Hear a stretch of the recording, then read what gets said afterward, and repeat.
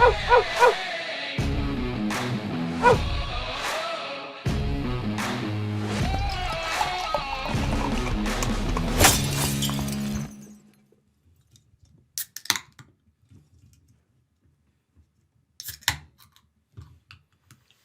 least I didn't have Amanda Nunez's money line, because that girl was not going 5 rounds. I can tell you that much.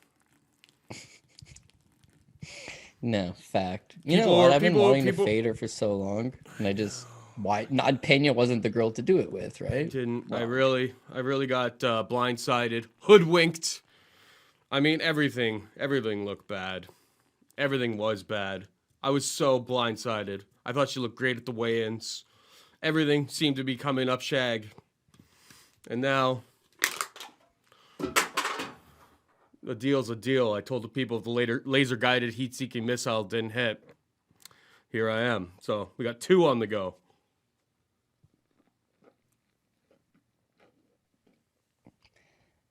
Paul getting down to business here. That's one. Because water's for the weak, Cody. Water is for the weak. Paul legit looks homeless right now. He's got like a Rocky Balboa beard going. He's wearing a toque, a plain black shirt, and he just pounded 2 beers, probably Pilsners, out of a couple dirty boots. That's my boy Paul Shag right there. Unfortunately, I'd like to sit here and laugh at him, but I got a big little bit of housekeeping of my own. Lesson learned. 2 lessons learned, actually. 1, why would I go against Tai Tuivasa? We love Tai Tuivasa. Big power puncher, very fan-friendly. I didn't go against. On the other hand, the lesson I learned. No, I know. That's why I gotta. Bet's a bet and win's a win.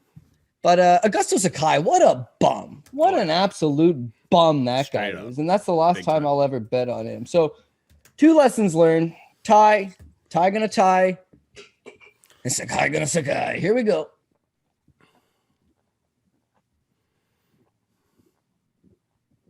Attaboy, Cody. Men of our word. Well, I might as well keep drinking here. No, I have to drink every single one out of a boot. A little foam left. You struggling there, kid? No. I had to pour it on the head, and there was a little bit of foam. So, feels good to be rocking, Paul. You know, we got a month off. Last week. Yeah, we got a month Amanda off after Nunez this. Loses. Nice little reset. Who knows anything anymore, Paul? Who knows anything anymore? I'll tell you one thing I've learned. I'm not getting invested in women's MMA chalk. That's just rule number 1 at this point. Not doing it. Can't do it. Won't do it. Is what it is. I mean, and for the people asking about if the kids are going to get Christmas presents, yes. And I already bought the Christmas presents this week. It's just it came out of my pocket, not the bookie's pocket. And the plan was my entire trip home was going to be paid compliments of the bookie. It's my ass that's paying for all that shit. I mean, I couldn't not give the kids gifts. And that's the thing about it too, is like, I lost a lot of money on it. A big, big loss. Big fat L. But you never let one bet completely ruin you. Like, it's not good. It didn't ruin me financially. It's not, there's got to be more bullets in the chamber, and there's going to be more bullets in the chamber. I don't know how many bullets are in the chamber this week. Why don't we do a little quick reset and, break down these fights, as we always do. Welcome to another edition of the Dogger Pass podcast. This is for UFC Vegas 45. I'm Paul Shaughnessy, Cody Saftic, obviously, here in tow. We talked about Amanda Nunez breaking my goddamn heart. Tai Tuivasa breaking your goddamn heart. He made me feel pretty good about it. I should have bet him because, Oliveira was the only bet that I ended up cashing on Saturday. Bad night at the office. But let's get back on track here. Main event of UFC Vegas 45. We have Chris Daukaus as a minus 140 favorite. He takes on Derrick Lewis. Who you got here, Code? Okay, so obviously we like what we've seen out of Daukaus since he's jumped to the UFC. I mean, my God, the guy's got really fast hands, very mobile for a heavyweight, BJJ black belt. His brother's okay. He's like the upgraded version. And again, being that fast at heavyweight, but still carrying big power, been looking good. Here's the one issue. What's his cardio like? Because you see back his last loss to Azuna Anayahu on CFFC 73. Fight goes into the second round. He noticeably fatigues. He gets TKO'd. Since then, first round knockout over Danny Holmes. Debuts in the UFC. First round knockout of Porco Parter. Beats Nascimento. First round knockout. Alexei Olenek. First round knockout. Shamil Abdurakhimov his last time out. Minute 23 of round 2. So you see him extended at least 6.5 minutes. And he looked good, Paul. Man, I don't know. Is it enough? Is it enough? I think it's enough. I think this guy's cardio's okay. It's probably improved since his last loss. He's fast, he's mobile, and that's all the things that you're going to need to beat Derrick Lewis. Lewis is just a career overachiever. He's a fan favorite. Everyone loves the guy's personality. Everyone loves seeing the big KOs. But you can't overlook the fact that all of his career wins are come from behind victories. Fights that he's losing. And there's just countless examples, right? I guess Alexander Volkov fight, the Travis Brown fight, the Shamil Abdurakhimov fight, the Victor Pesta fight. All of these fights he's made come from behind victories. But there's a ton of losses between that, right? His ground game in the Ilir Latifi fight, taking on a natural 205er who took him down and held him down. Didn't look good. Squeaked by a win there. His Curtis Blades fight, he's got that big power. If you're a chinny guy, he can catch you. He's always going to have that. But he routinely gets beat to the punch. He's 36 years old now. He's getting older. He's taken some damage. I don't know. That Cyril Gane fight was a huge eye-opener. Of course, we were on Team Gane, but I don't think anybody thought it was going to be that easy because every fight that we've ever broken down with Derrick Lewis, he's been a live underdog because of his power, live dog mentality, throw those big bombs. But in the Gane fight, he looks seriously outclassed and disinterested. He's not very quick at this weight class anymore. Guys are routinely beating him. He's taken some lumps, and outside that one big overhand right, he's just not the same guy he used to be. So I think Daukaus is going to be all over him early. But if Derrick Lewis is going to Derrick Lewis and survives for whatever reason 2 or 3 rounds, at least we know for him, dude could hit you at any stage in the fight and knock you out. Like he's one of these guys that looks lethargic the whole time he's out there, but carries his power the whole way through. So Daukaus has to mind his P's and Q's and hopefully take Derrick Lewis probably under 2.5 would be his best path to victory. But I think he's on his way up. This is a division that's hungry for new up-and-coming heavyweights. He looks like one of them. He looks like a legitimate prospect. And we're simply talking about him trying to strike with Derrick Lewis, which would be a stupid game plan. If he goes out there and shoots a takedown and takes him down, again, did I mention BJJ block belt out of Martinez BJJ? He's going to be okay on the ground. He's going to be far better than Derrick Lewis on the ground. But I think he can get it done wherever he wants. He just got to fight the smart game plan. And hopefully I'm not buying too much into his cardio here. So, I got to go Daukaus. Yeah, I'm with you as well. I like Daukaus as well in this spot. But I don't like him that much because, like, you mentioned the wrestling.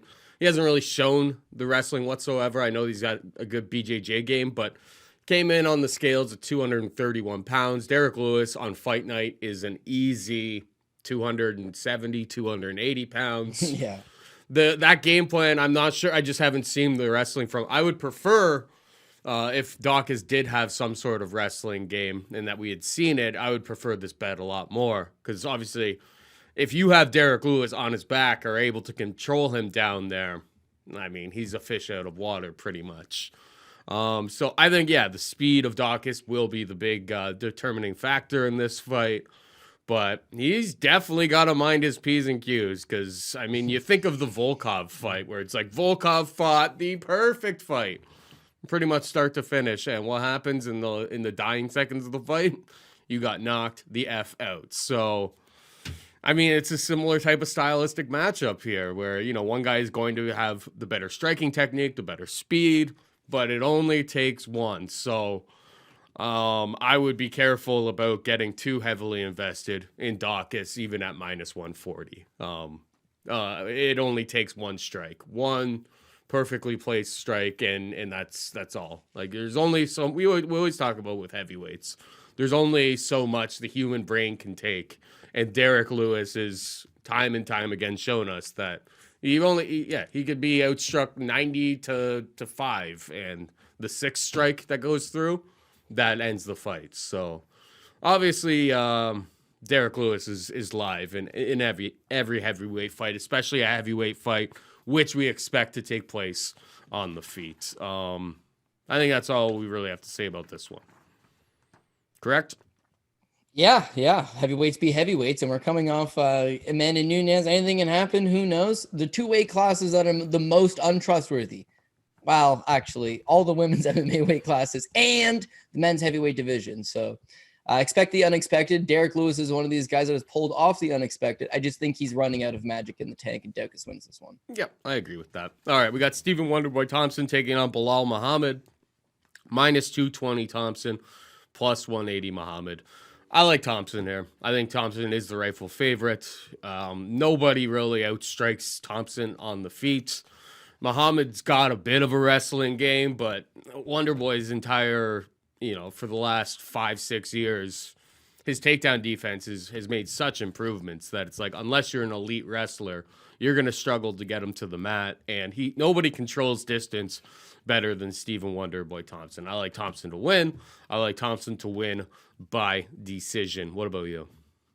Yeah, I couldn't agree more. I think Belal Muhammad's a generalist, but not one area of his game is advanced. He's not an advanced striker. He's not an advanced wrestler. His cardio is pretty good. His durability is pretty fair. But the UFC has generally matched this guy up with guys outside the top 15. His wins are Lyman Good, Takashi Sato, Curtis Millender, Chance Rencounter, Diego, not Douglas Lima, and a 42-year-old Damian Maia. So, yeah, I don't know. When he fights guys outside of the top 20, he's able to look good because they're not elite strikers or they're not elite wrestlers, and he can just ply his craft against them properly. Whenever he's going to run into these guys that specialize in one area, he's going to have trouble employing his game. Now, you look back at the Leon Edwards fight, because that's the first time he's fighting a guy not only in the top 15, but at least Edwards is top 5, right?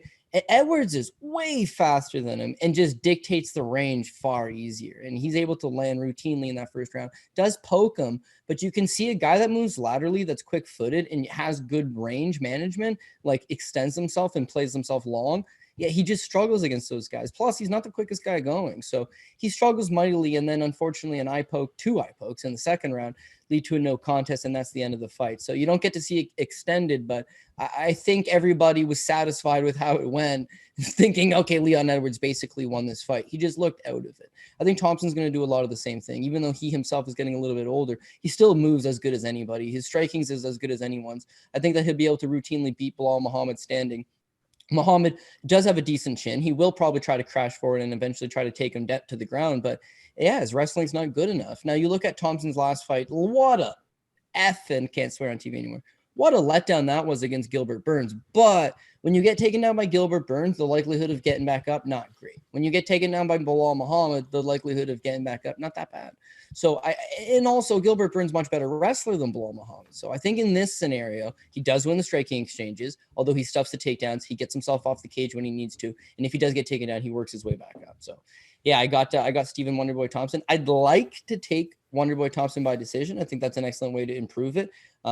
Belal Muhammad's shown a bunch of real good durability. But again, when you rewatch that Leon Edwards fight, he gets stung in the first round. Like he gets wobbled in the first round. Edwards tries to pounce on him. He does recover. And then eventually it's the no contest in the second. So I think that when you're taking 100 significant strikes by Wonderboy, one of them slips through. It could knock you out. And for that reason, I'm hesitant in chasing that particular prop. But that's fair. Certainly I'm going to go with Wonderboy.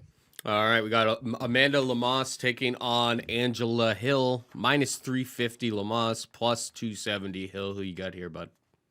Yeah, so who priced this thing? Like, this makes, in my opinion, this thing makes no sense. So you got Amanda Lemos, right? 34 years old. So the fact that she's broken into the UFC and made a little bit of a name for herself quickly, I don't think you would tout her up as some up-and-coming prospect that's just busting through the division and winning. Makes her debut against Leslie Smith. Of that 135-pound Leslie Smith, gets TKO'd in the second. So she takes 2 years off after that and actually drops down 2 weight classes. But Paul, what's her win since? So she beats Miranda Granger. Okay, all right. So she takes Granger down, submits her. Didn't even have any hooks in with that rear naked choke. The fight with Mizuki Inoue, very competitive. Very competitive. I think she tired a little bit in that fight down the stretch. Her striking is largely one and done. She's got a big power low leg kick. She's got a big power right hand. Besides that, she doesn't throw in combinations. She doesn't throw in some great volume. Now, Inoue routinely tries to go to the wrestling, and I think that's part of the reason why she does slow down, but it's actually quite competitive throughout. Now, the next 2 fights are first-round finishes. So she knocks out Liviane Souza, who's proven to be a huge bust, And that fight is sad, man. Even the referee looks at her afterwards and he's just like, nah, I'm not letting this thing continue. Like, just a bum fight, really. And then she knocks out Montserrat Ruiz, 35 seconds. Ruiz taking the fight on short notice. So what you have is wins over Miranda Granger, no longer with the UFC. Mizuki Inoue, to my knowledge, no longer with the UFC. Liviana Souza just got released from the UFC. And Montserrat Ruiz. So there's no real notable wins in the stretch, right? She's a minus 350 favorite. Now, I think most people expect this thing to go to the decision because it's an Angela Hill fight, right? Like, Angela Hill fights 2 decisions. This thing's likely going to be a stand-up battle. By the way, Lemos doesn't have some great ground game. Like, where's her offensive wrestling? We haven't seen any of her offensive wrestling. She can drop somebody. She's got good power. But is that the game plan against Hill? She's going to... Yeah, sure. But Hill's always had a beard. She's always been very, very tough to put away, 100%. Very difficult to put away. So when you watch Hill's style, not as much power for sure, and very much touch and go, but the volume's there. And again, I hate to just look at it strictly based on the numbers, but when you look at it based on the numbers, it certainly favors Hill. She's fought in a couple 5-round fights. She's shown that her cardio is certainly not terrible. She can put the foot on the gas when need be. But even when you look at her 3-round fights, her last time out against Tisha Torres, she lands 96 significant strikes over the course of 3 rounds. Very competitive fight with Tisha, by the way. The fight prior with Yoder, 77. Before that, it is a 5-rounder, but 131. Her fight with Claudia Gadelha, she dropped Claudia Gadelha in round 3 and also landed 90 significant strikes through 15 minutes. Volume's there for her. Certainly, she's got good striking technique. Her problem is when people want to grapple her and pin her up against the cage and drag her to the ground. And that doesn't figure to be a problem here. Now, she did lose her last time to Tisha Torres, and it was strictly a stand-up battle. But Tisha's fast and throws in combinations, whereas Lemos is fast and powerful, but does not throw in combinations. So all I'm saying is this thing's probably going to be a decision fight that's closely contested. And why would you want minus 350 on Amanda Lemos? I'm going to go with the experience here. Maybe it's the wrong decision. I won't be super high up on it, but I'll go with Angela Hill. I figure it's probably a lucrative MMA. New Zealand's finest, who's really propped up his girl Amanda Lemos. She's won him a whole bunch of money. She won me a bunch of money against Necktat last time out. I had the round 1 prop. I had the TKO prop. But yeah, Hill is a massive step up from somebody who's a one-trick pony and can only do the head and arm choke and control from that perspective. Lemos has been impressive, but we're talking about women's strawweight division. It's just like, it's historically not like, first round finishes are usually pretty few and far between. So yeah, if Hill's able to extend this out, I think the best look in this fight, I'm with you. I've been kind of startled by this line, is Hill by decision is plus 500 at DraftKings Sportsbook. Like, maybe she loses round 1. This is probably a fight you want to watch live. Maybe you see Lemos is probably going to come out hot. She's going to try to finish. Like, when you finish, Amanda Nunes just kind of showed us this. Is like, when you finish so many of these opponents early on, well, what happens in round 2 if they don't go away? So a fight that I'm definitely going to be paying really, really close attention to live. And I'm with you. I thought that it was actually minus 400 yesterday. And it seems like some people are starting to take their nibbles on Angela Hill, and I can't really fault them. I think it's a dog or pass situation, 100%. All right, moving on down, we got Ricky Simone taking on Raphael Assuncao, minus 280 Simone, plus 225 Assuncao. What you take here, bud? Yeah, I think speed kills, man. And I think that's the big difference is that Raphael Assuncao at this stage in his career is just giving up way too much speed to a lot of these younger opponents. And even though he poses a lot of problems to Ricky Simone, I just think that age has eventually caught up to him. So he's 39 years old, but it's kind of more so the history. He hasn't fought since the second round knockout loss to Cody Garbrandt. That was 18 months ago, so a year and a half. Coming back now with an 18-month layoff at the age of 39, you're going to have some ring rust, but beyond that, your timing is just going to be off. And he's already a slow guy to begin with. But he shattered his ankle right before that fight and had taken a year off.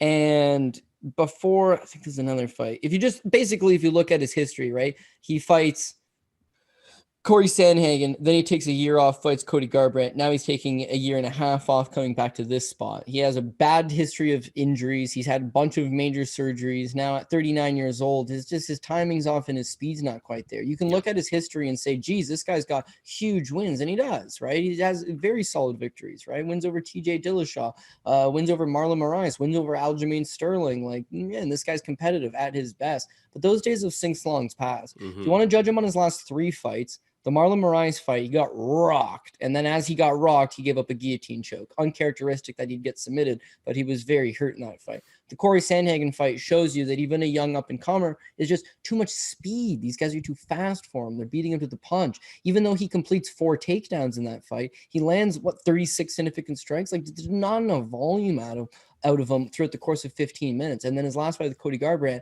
I scored the first round for him on the basis of nobody did anything, but at least he was coming forward. Landed slightly outstruck him.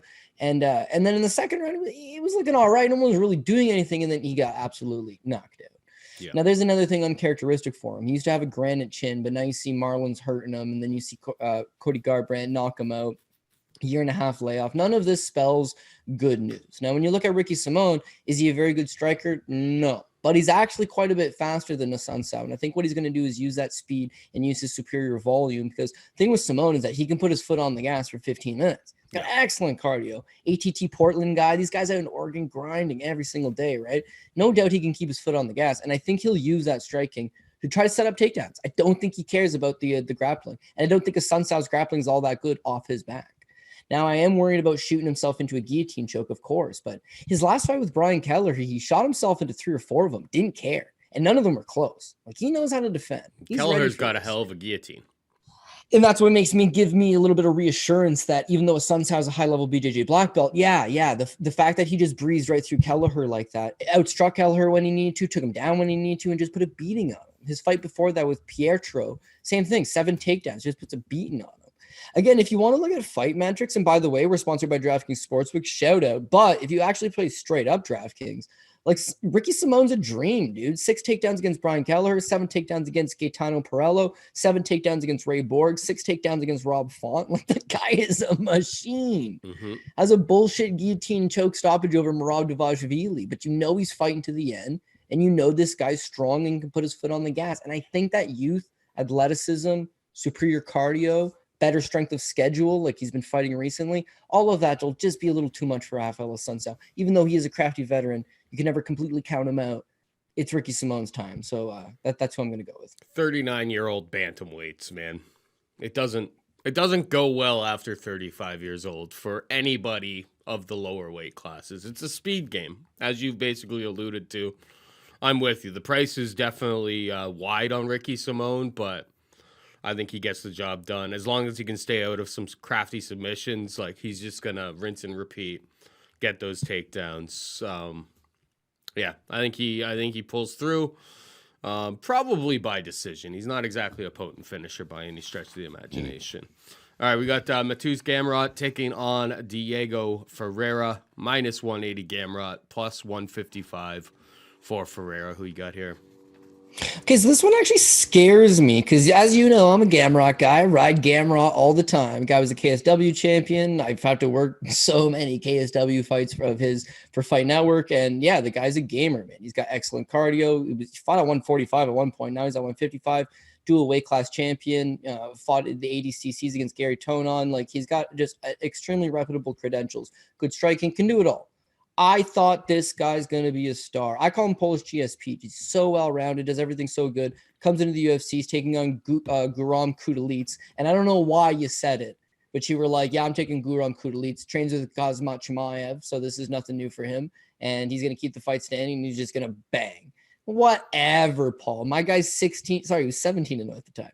And he was like a minus 330 favorite. Yeah, plus 275 and Paul's on Guram Kudalits. Yeah, I know, man. Now, I did score the fight on a personal level, like slightly edged towards Gamrot, but I wasn't upset whatsoever. I tend to do better when I'm not chalk chasing like I did on Nunez. It was an excellent play on your part. It was his first professional defeat. He looked terrible, and I don't know. You could make an excuse, UFC debut and the lights and the action, and he looked like shit. So he comes out against Scott Holtzman, and we've got tempered expectations, and looks way better, man. Very, very versatile in the first round with his striking. I mean, just solid everywhere. Mixes it up, goes to the body, goes to the head. Got an excellent kick game. Everything's really tight and precise. And he's actually left Poland and trains at American Top Team now. They got this guy tight. Knocks out Holtzman in the second. Feather in your cap, not because it's a win over Scott Holtzman, because knocking out Holtzman's pretty decent, right? The next fight with Jeremy Stevens, he just buzzsawed right through him with his superior grappling, right?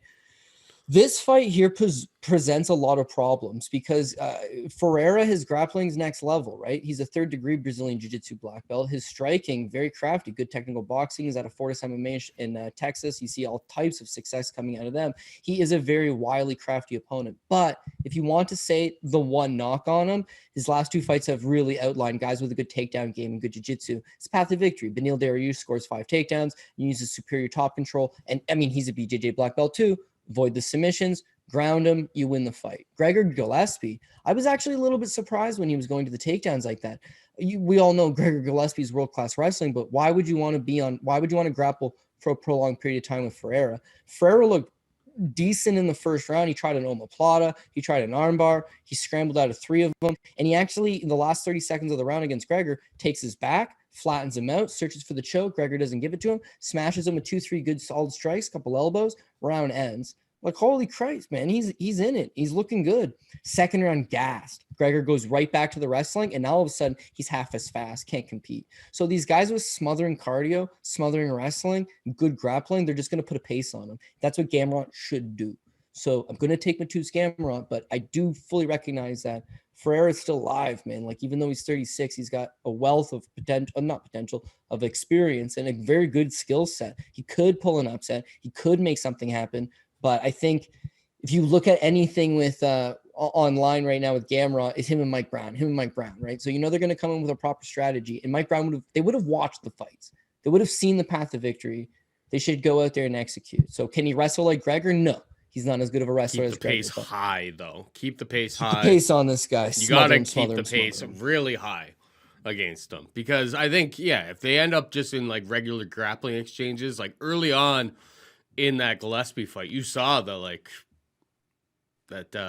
Carlos Diego Ferreira is not to be messed with. Like, he was able to hang early in that fight. And he almost gassed out Gregor Gillespie, but obviously, Gregor, an entire lifetime of wrestling. He had an extra gear to put himself into as that fight went on. He said he was gassed. He thought if you actually heard his post-fight interviews and all that, he thought he was gassed, but he's just like, not today. It's not going to happen today. So he was able to put himself into another gear, and I think that's what really threw Carlos Diego Ferreira off, is that he's like, oh my God, I'm exhausted. I thought he was exhausted, and he was able to just keep going. Gamrot, 5-round experience on the KSW scene, so much of it that I wouldn't be surprised to see him get out to a little bit of a slow start here. But you got to keep the pace up on him, and I think he's the rightful favorite. So I'm with you here. I'll pick Gamrot, but I don't love it. Next one up, we've got Cub Swanson taking on Darren Elkins, -200 Cub Swanson, +170 Darren Elkins. I mean, this is a fight that just straight up I want to see live, and this is a fight that I'm definitely watching to see live, because I know one thing: Darren Elkins is not going to quit. He's gonna get boxed up. He's gonna get beaten up on the feet. But that's just every single Darren Elkins fight is him just getting beaten up on the feet. The guy's got the damage tattooed on his chest for a reason. It's like the guy can just take an obscene amount of punishment. Cub Swanson's obviously a little bit longer in the tooth at this point. He's a BJJ black belt, but has been submitted 7 times. I wouldn't be surprised to see Cub Swanson go out there, try to knock him out, and then the fumes start running thin for him, and Darren Elkins takes over. So, gun to my head right now, I think it's classic situation for Darren Elkins. It's dog or pass. I think it's a better fight to actually bet live see if like Cub throws his best shots, make sure that Darren survives, which he should survive. But you never know with these refs. Maybe Darren's looking, really wobbly and they step in to try to save him or whatever. It's just like, no, it's a Darren Elkins fight. It's like, unless he has been removed from his consciousness, you let this guy survive, because he has shown time and time again he is never going to quit in there. I think it's dog or pass. I think if I had to bet, I'm not going to bet it pre-fight, because I think Cub Swanson's going to come out to a really hot start, and I would get a better number anyway. I think, plus 170 is Darren Elkins, but I think you'll probably get like a plus 300 in the live markets. And if you see any sign of Cub Swanson starting to slow down, starting to question themselves, or if Darren Elkins is able to get a takedown, the time is now to jump on Darren Elkins. So I'm gonna wait it out from a pre-bet perspective, but Darren Elkins is my pick. I don't trust Cub at this point in his career. Yeah, dude, fair. So I was thinking the same thing. Like, if Cub starts to tire and fatigue, and Elkins is going to work his way back into it, because that's what he does. So my mission was to find out the last time Cub Swanson had fatigued, and it's tough to find. His last fight against Giga Chikadze ends early. He eats a body kick. I don't think anybody's expecting that on Darren Elkins. But the Pineda fight, Pineda puts the pressure on him hard early, hurts him early. Pounces on him, and then Pineda gasses out. Cub takes over because he has superior cardio. His fight with Kron Gracie, he kicked his ass pillar to post. Cardio looked awesome. The fight with Shane Burgos, what a war. What an absolute war. Cub goes a hard 15. Fight with Moicano ends early. Goes hard with Frankie. Goes hard with Lobov over 25 minutes. It was a 5-rounder, that one, if you can believe that. Doesn't seem like traditionally he has bad cardio. So I don't know. He's only got 60% takedown defense throughout the course of his career. Like, if Elkins can smother him, take him down, grind him, cause him to eventually get to the ground and end up on top, Elkins just going to keep on coming. But if Cub can just use his superior footwork, stay to the outside, you would think that he's going to box up Darren Elkins. Like, I love me some Darren Elkins. I really do. How many plus money tickets have we cashed on Elkins? Lots. How many times have tons? Cub by decision is plus 150, which that's not bad either. Is he going to finish Darren Elkins? No, I don't. Wow, finishing Darren Elkins. Probably not. No, he's not going to. He's not going to. I'll tell you something about Darren Elkins. Alexander Volkanovski dropped him twice. Okay, he was hurt. Never stopped coming. No. Ricardo Lamas. Never. Oh, sure. Ricardo Lamas knocked him out. There was only 51 seconds left in the fight. He was fighting to the death. Fortunately, the death met him 51 seconds before the fight went the distance. But it takes a heroic effort and a lot. He's got damage tattooed across his chest. Referees go into the average fight thinking, if this guy gets in trouble, I'm going to step in and do something about it. They go into Elkins fights like, I'm expecting him to get himself into. He needs to be convulsing for me to do anything about this. Yeah, and so in that style, that grit he can beat frauds, right? So he beats Derrick Minner, who I hate to disrespect the guy, I really do. He's not my kind of guy, right? He beats Eduardo Garagori, right? At the UFC level, I think we can all agree he's a fraud, right? You've got to win over Michael Johnson. Well, shit, that's what happens with Michael Johnson. He wins the early round, which he did, and then eventually gets taken down and blows it for himself, which he did. You guys got to win over Meerschaert Bektic, who's like, goddamn, so much potential fraud, right? So those are the types that Darren Elkins can beat, because he'll just use that superior will. Is he a better striker? No. Is he a better athlete? No. He's just got the will. He'll grind those guys down and beat them. With Cub, he's got 2 fight of the years under his belt. Like, he's been in these dog fights, and if Elkins doesn't take him down, he's just going to pull a Nate Landwehr, right? He'll just get the better of the striking exchanges over the course of 15. The fight with Landwehr and Elkins, total dogfight. But you saw Landwehr with the superior striking technique. And that's notable because Nate Landwehr doesn't have very much striking technique. He's just a junkyard dog, right? Cub's got technique, and he's a dog. He can take this fight to the deeper waters, and he'll still be fighting. I just don't know that Elkins puts the pace on him. But all that being said, and I will take Cub Swanson, he's the official pick. I don't like that price tag. I didn't like it from the moment I saw it, or the moment I saw it a few days ago at minus 200. I don't know. Why don't you just take Cub by decision plus 150 then?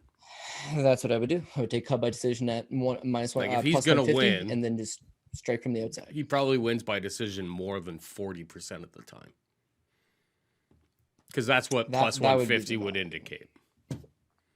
I feel like that is the play if you're going to play Cub Swanson. Just trust in Darren Elkins. Trust in the damage to survive. And bets.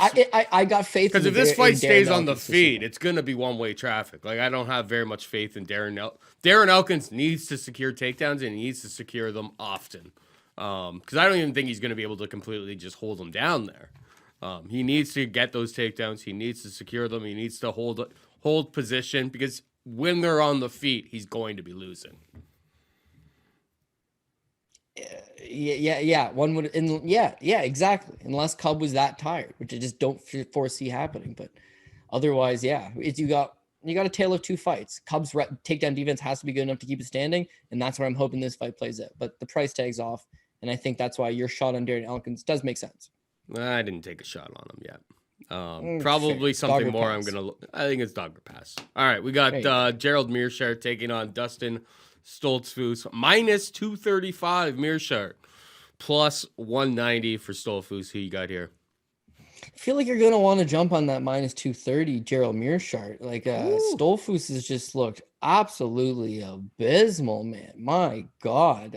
So he's a American by way of Germany. He's from Pennsylvania, wrestled a little bit in high school, but no real notable accolades. And then since he's moved to Germany, I believe he's a brown belt, may have recently got promoted to black belt, but I believe he's a BJJ brown belt at Team Planet Eater, which is a Dean Lister affiliate. So on paper, he's got some legitimate skills. He goes on Dana White's Contender Series. I watched the tape on him. Like, his striking's okay, a little bit of power. He beats Jonas Bildenstein on the German regional scene, and then he debuts against Joseph Pfeiffer on Contender Series. I went with Pfeiffer. Pfeiffer's all over him early, takes him down, beating him pretty handedly. They get back standing. Stoltzfus shoots a takedown, slams Pfeiffer. Pfeiffer posts his arm out to post. It breaks his arm. I don't know why he got a contract on his opponent breaking his arm in a round he was otherwise losing, by the way. I don't know. They needed somebody short notice, I guess. So he debuts against Kyle Daukaus, and his takedown defense is not quite there. His grappling's not quite there. Even though those are the two things that he might bring to the table, they're not actually quite there. It's not an advanced skill set. It's easy money win for Kyle Daukaus. His next fight against Rodolfo Vieira, I thought his striking looked a little bit better. He had some decent striking numbers. He was actually winning the fight in the sense of punches landed, and he threw a ton. He threw a ton of these small chip shots, like, because he was getting controlled in the grappling. He was getting taken down again. He was getting controlled, and eventually gets submitted in the third round. No big deal. It's Rodolfo Vieira, but the big deal is that now the blueprint's been created. This guy's takedown defense, not that good. His counter grappling, not that good. His ability to get back up, not that good. Is he going to throw up submissions off his back? No, probably not. Striking, it remains to be seen, but just drag him into that exact territory, right? So he's initially supposed to take on Anthony Hernandez. Hernandez bails. He gets a fight with Ko Barahal. Barahal's out, and now he draws Gerald Meerschaert. Flip side, Gerald Meerschaert was supposed to be on this card already, taking on Abu Sufyan Magomedov, right? So all they're doing is mix and matching guys together. The thing is with Gerald Meerschaert, he's got a ton of experience, right? It doesn't really matter. He's taken fights on short notice. He'll be fine whoever he's fighting. He's got a decent enough skill set. I'm not sold on his chin. Heinisch knocks him out. Your boy Khamzat Chimaev just buzzsawed him like 17 seconds. I'm not totally sold on his chin. He's got decent cardio. He's got awesome BJJ, good output. He's actually a better striker than Dustin Stoltzfus. He's got better wrestling than Dustin Stoltzfus, and his grappling, in my opinion, is better than Dustin Stoltzfus. He wins this fight wherever it takes place, other than puncher's chance he gets clipped by something. So that would be Stoltzfus' path to victory, is that we haven't really seen the best of his striking quite yet, and if Meerschaert gives him an opportunity to show that, he might get clipped. But if Meerschaert goes out there and just smothers this guy with his grappling, presses him up against the cage, peels on him, he's eventually just going to take him down, end up on his back. And that would be best path to victory, best place that we'd like for this to take place, should be his. If it doesn't quite hit the ground, he's got the better striking technique. It's just now you're playing with fire a little bit that you could get clipped, theoretically. So I go with Gerald Meerschaert. His chin's not good enough to make him a top ticket play, but I mean, he's got legitimate wins in the UFC. His last fight with Muradov alone, he's a plus 440 underdog against Muradov. He took Muradov's best shots in the first round. Chin held up. Second and third round, he just grinded on him, man. He really did. Took him down, out-grappled him. His fight with Jourdain win early, stuffing everything, decent strike. No, he just grinds on him, hurts him to the body, takes him down, chokes him out. He's been in some just like drag out fights before. If he makes this fight he's got the experience to do so. I'll go with Gerald Meerschaert. I don't think minus 230 is a terrible price tag, to be honest with you, but it's MMA. Anything can happen. Buyers beware. Yeah. I mean, paying minus 235 for Gerald Meerschaert just feels wrong. Yeah. But I don't really want That is fair. to line up with my money to bet Dustin Stoltzfus because he hasn't really shown me anything in the UFC to get excited about. And it was like he was doing great. He was doing great against Rodolfo Vieira last time out. And Vieira just all of a sudden, like, he's like, oh shit, I'm going to lose this fight. Turned on the jets, found the submission, found it pretty quickly. And yeah, I mean, Gerald Meerschaert, in fairness, too, has the most submission victories in at least middleweight history. The guy obviously stays super, super active. But yeah, the cardio tends to hold up for him as well. He's not the most talented guy. If you put him in there against a top 15, top 10 type of guy in the world, he's going to falter. But Dustin Stoltzfus ain't that guy. So I'm with you. Meerschaert is the pick. I don't love laying minus 235 on him. I will say that. Next up, we got your boy Raoni Barcelos taking on your other boy, Victor Henry. There was some random Twitter account that like only follows Cody on Twitter who told us about this fight like at least 2 days before anybody. Did you see this, Cody? Because I know you're not on Twitter all that much. Yeah, no, I did. So this guy told us about this. So obviously he's probably linked to Victor Henry in some way, shape, or form. He wanted us. I don't even know his name because I can't even find the tweet right now. I was just looking it up right now. But he was just like, let people know about a certain birdie that stopped by to tell you all about this fight. So yeah, right on. This Victor Henry's buddy, training partner. That's my guess.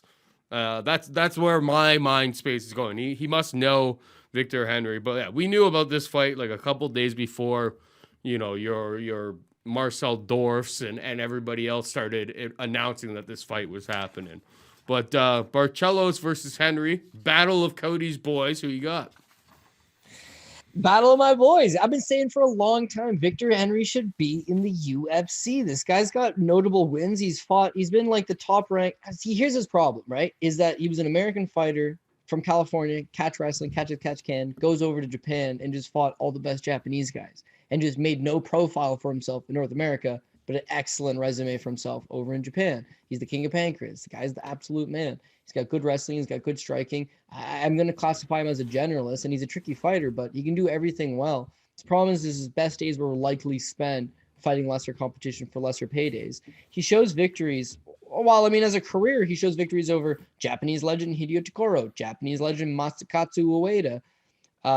He's got a win over a UFC veteran Anderson Dos Santos, Japanese legend Takafumi Otsuka, UFC veteran Kyler Phillips. This Russian prospect, Denis Leterviev, oh my God, monster. And that's actually his last fight. He did lose to him, but they're 1-1. He has a win over him. My God. Yuki Montoya was like the top-ranked Japanese flyweight for time. He's got Masahori Kanehara, actually UFC veteran and Japanese legend, but UFC veteran kind of guy. Albert Morales, sorry, that's his last fight. UFC veteran.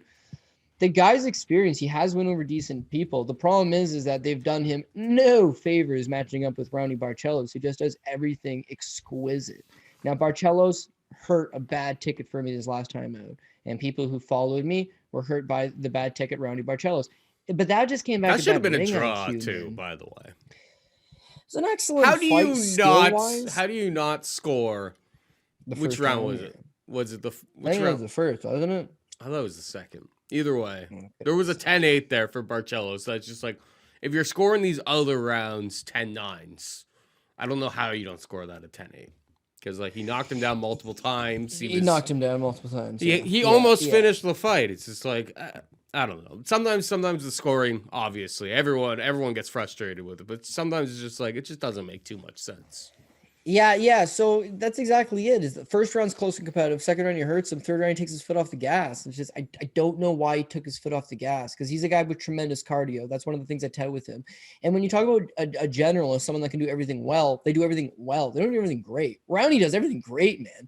So he's like a 7-time member of the Brazilian national wrestling team. Competed at all the international tournaments. Wrestling is tight for a Brazilian fighter. I mean, go and find me a Brazilian with better technical offensive wrestling anyways, but just overall better wrestling acumen, like tight. Brazilian Jiu-Jitsu, high-level black belt. Submission game, on point. You leave your neck available, he's taking it. His boxing, good boxing, excellent boxing.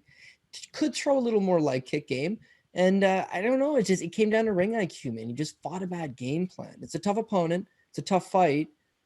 But Raoni, you got to go for it. And that's where the one thing comes up. You'll call it ageism, but Raoni is a little bit of an advanced age. Victor Henry is actually also 34. They're both 34. But it's the same problem I have with Chris Curtis long term. He's 34 years old. So he's making a name for himself right now. Everyone's getting hyped up on him right now. And if he's 28, this is a guy that's going to be fighting some very meaningful fights. But at 34, it does seem like his best days probably spent on the regional scene. Raoni, best days, not in the UFC. Victor Henry's best days, not in the UFC. How do they match up right now? Well, Raoni is actually a better wrestler than Victor Henry. He's a better striker than Victor Henry. He's a better grappler than Victor Henry. He wins this fight where the fight takes place. Cardio should be par, should be pretty fair, should be pretty even. Victor Henry, much better ring IQ. And so he could put a good game plan together. He could fight a good fight. He could pull it off. It'd be a cold day in hell before I go flat out against my boy Raoni Barcelos, especially against a guy making his UFC debut. Come on, let's be real. So, got to go with Raoni Barcelos. Is the price right now? Probably not. But Raoni's got $1 million skill set, no doubt about it. It's just he let me down his last time out, and I think maybe he's getting a little bit older. It could start becoming a theme. I'm just hoping he's not going to do it twice in a row. So, sign me up with Raoni. Yeah, I'm totally with you there. The guy's got the complete skill set, and Timur Valiev ain't no scrub. So, and frankly, that fight was. I don't want to complain about results that have happened, but that one I felt pretty stunned when it went to the scorecards. I was like, how do you not score that a 10-8 if you're gonna do anything? Like I can't remember the exact round, of course, right now, but he had him on death's door. Now that being said, why don't you follow up the next round and stick it to him and keep going after it? Because I think he gassed himself out a little bit trying to seek for that finish. So losing that fight, I feel like it was round 2, off the top of my head. Either way, it was round 2. Yeah, yeah. I'll roll with you on Barcelos there, but minus 330 is a hefty price tag to pay. Now next up, we gotta know, Cody. Minus 330, Justin Tafa. Plus 260, Harry Hunsucker. Is this the lowest level heavyweight fight that the UFC can make with its current roster? Because you got Tafa, who's like 4-3. He can knock some guys out early, but he has shown that he's a little bit of a liability if it gets a little bit deeper. And Harry Hunsucker probably shouldn't have been signed to the organization in the first place. Doesn't really make all that much sense. Obviously, my boy Tai Tuivasa absolutely obliterated him. But we're talking about Hunsucker, who on the Contender Series got finished by ground and pound in round 1 against Gerald Vanderaa, who is one of the lower level heavyweights in the UFC. Followed that up with a win on the regional scene, and then they straight up just fed him to Ty. They wanted shoeys to be had, and Ty was like, all right, get me a bum. And they were had. There's no way I'm getting excited about betting Justin Tafa at minus 330. It's just not going to happen.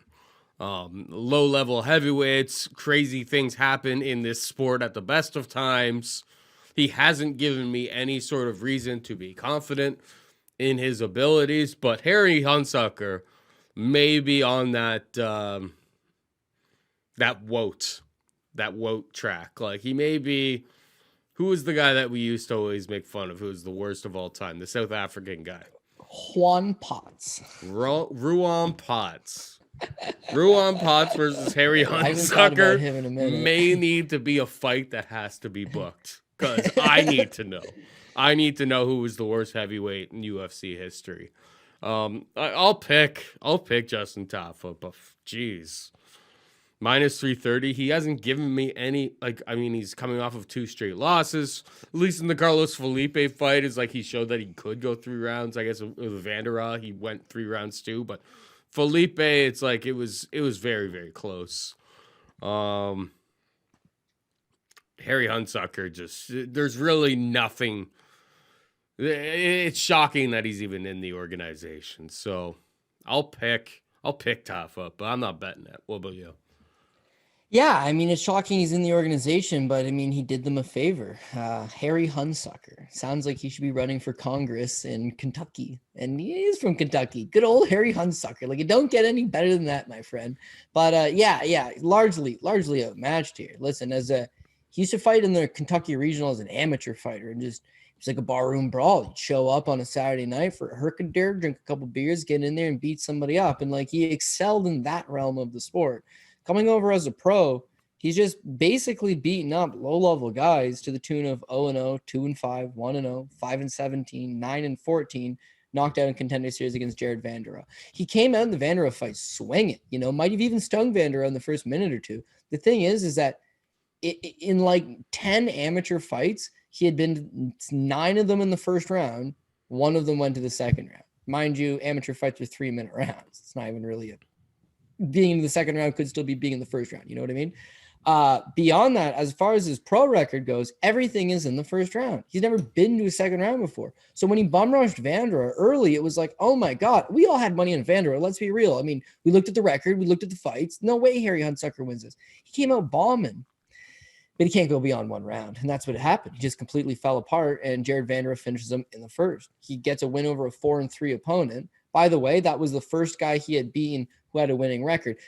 Bad news is because he beat him, he dropped down to 4-4. And now he actually doesn't have a win over a guy with a winning record. They bring him back into the UFC for Ty, just like you said.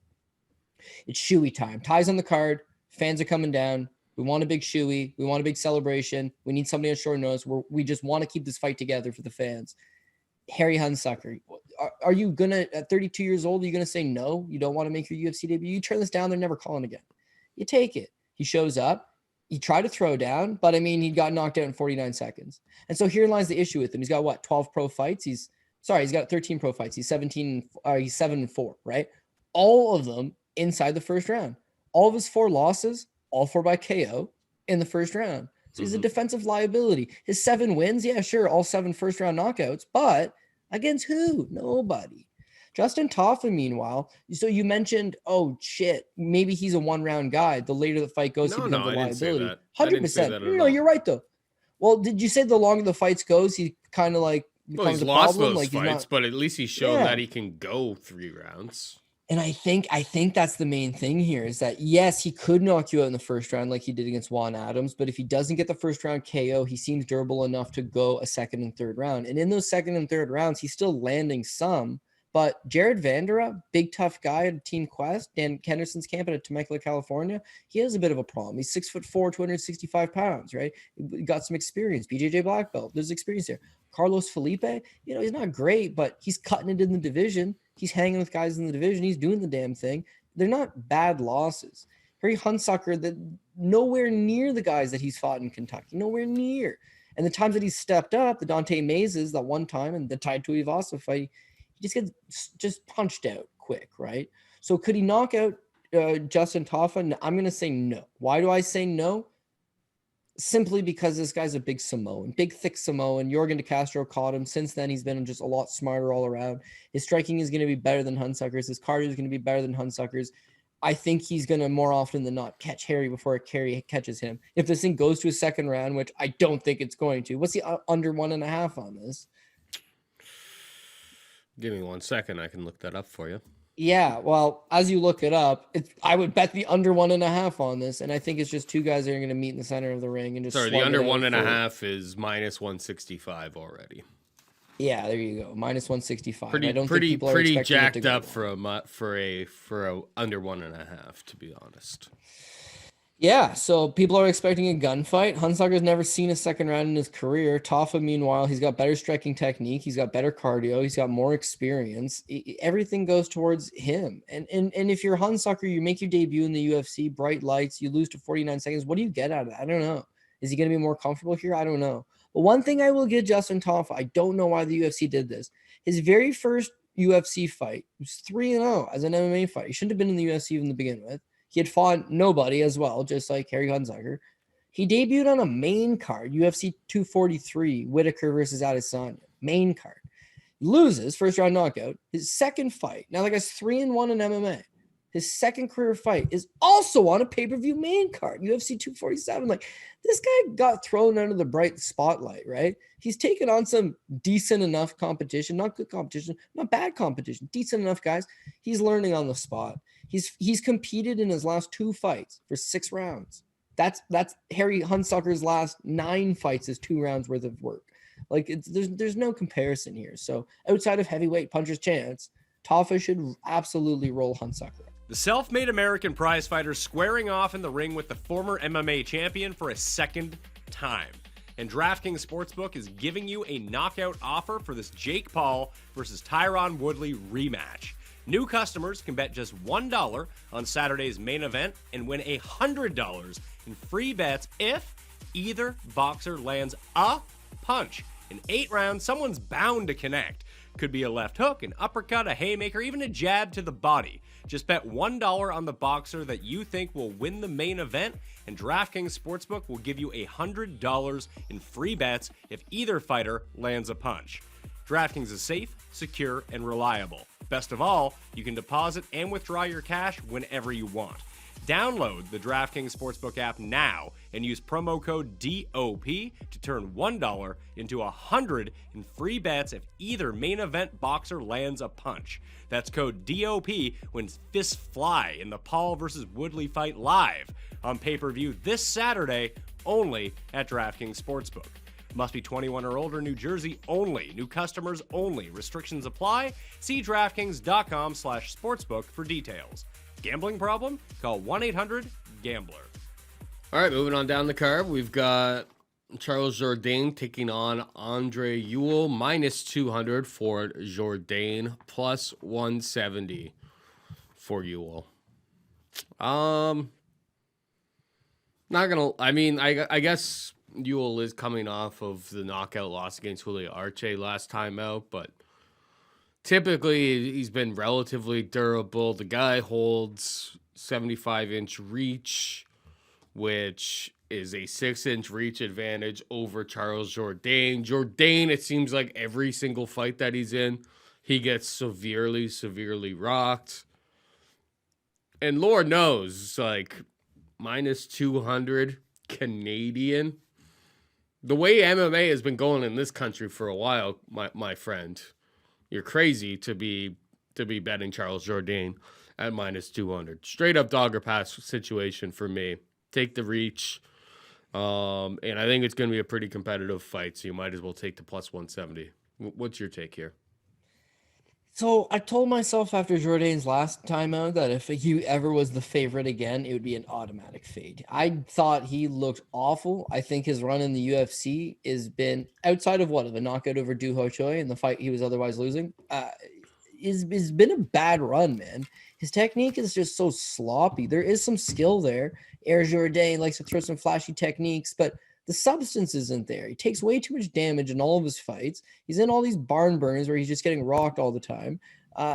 Durability's checking out because he's a young kid, but he just puts himself in bad spots. And his technique, again, I mean, it's flashy. He could catch you, but if he does not catch you with that spinning elbow or that flying knee, he's not putting money in the bank. He's not putting 2-3 punch combinations together and outpointing you over a prolonged period. It's just like a flash. He's willing to throw down. He's super gutsy. He's very entertaining.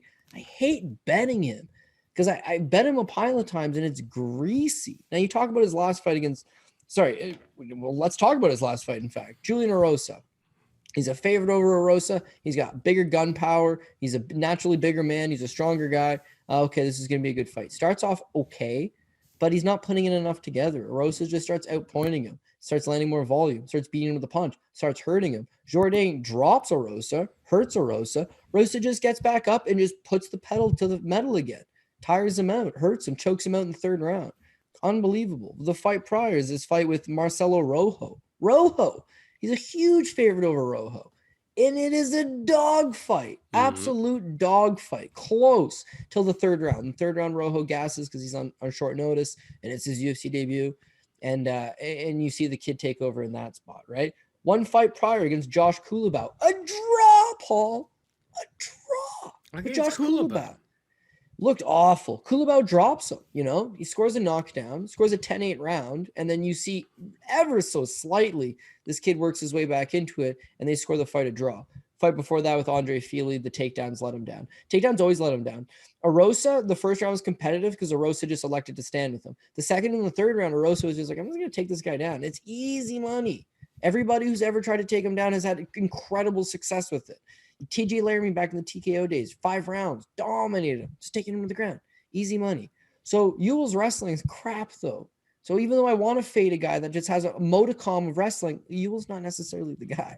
Now, here's my other problem is that this is Ewell's featherweight debut. He's fought exclusively as a 135-pounder, and now he's coming up to 145, taking on a guy in Charles Jourdain who actually fought in TKO at 155, won the 155 title, and then also debuted in the UFC against Des Green at 155, and then since then has been fighting at 45. He's a bigger, thicker guy, and so it's not the right guy, I don't think, to fade with. I don't think it's the right guy. Now, we started the show off by saying I didn't think Pena was the right. I wanted to fade in Nunez. I've always wanted to fade Nunez, but Pena's just not the right opponent. Turns out it was. I want to fade Charles Jourdain. I don't think Ewell's the guy. Maybe he goes out there and uses every inch of that reach to stay on the outside and box him up. Maybe he does. But seeing him get knocked out by Julio Arce, I got a feeling that if Charles Jourdain just goes out there and just throws out his spam Mortal Kombat technique, like something's probably going to clip him at some point and hurt him, right? Being the bigger guy, Jourdain's going to have natural advantages. But we used to say pass all the time, right? We'd just be like, I'm just going to pass on this fight. I don't want no part of it.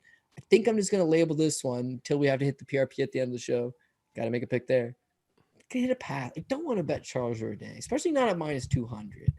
But I'm going to end up picking him on the PRP, I'm sure. But I don't want to bet Charles Jourdain at minus 200, man. I will leave it at that. I think he's going to win, but I don't want much interest in it at all.